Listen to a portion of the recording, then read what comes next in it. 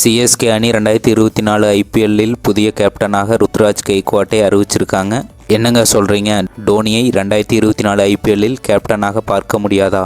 Dhoni captaincy பதவியிலிருந்து விலகியிருக்காரு. டோனி பார்த்தீங்கன்னா 2022 ஐபிஎல்லில் ஜடேஜா கிட்ட கேப்டன்சியை கொடுத்தாரு. ஆனால் அது சரி வரவில்லை. அந்த வருடம் புள்ளிப்பட்டியலில் 9வது இடத்துக்கு சிஎஸ்கே சென்றது. அதன் பிறகு டோனிக்கு அதே வருடம் மீண்டும் கேப்டன்சி பொறுப்பு ஒப்படைக்கப்பட்டது. அதன் பின் ஐபிஎல் 2023 டோனி தலைமையில் 5வது ஐபிஎல் கோப்பையை சென்னை அணி வென்றது.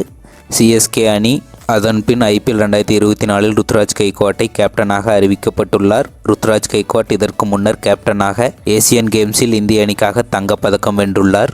அது மட்டும் இல்லாமல் மகாராஷ்டிரா அணிக்கு கேப்டனாகவும் மற்றும் மகாராஷ்டிரா பிரீமியர் லீக்கில் புனேரி பாப்பா அணிக்கு கேப்டனாகவும் இருந்துள்ளார். இவருக்கு கேப்டன்சி அனுபவம் உள்ளதால் சிஎஸ்கே அணியை நன்றாக வழிநடத்தி இந்த வருடம் 6வது ஐபிஎல் கோப்பையை வென்று தருவாரா? இதை பற்றி உங்கள் கருத்துக்களை கமெண்டில் தெரிவிக்கவும். லைக் பண்ணுங்கள், ஷேர் பண்ணுங்கள் மற்றும் சப்ஸ்கிரைப் பண்ணுங்கள். நன்றி.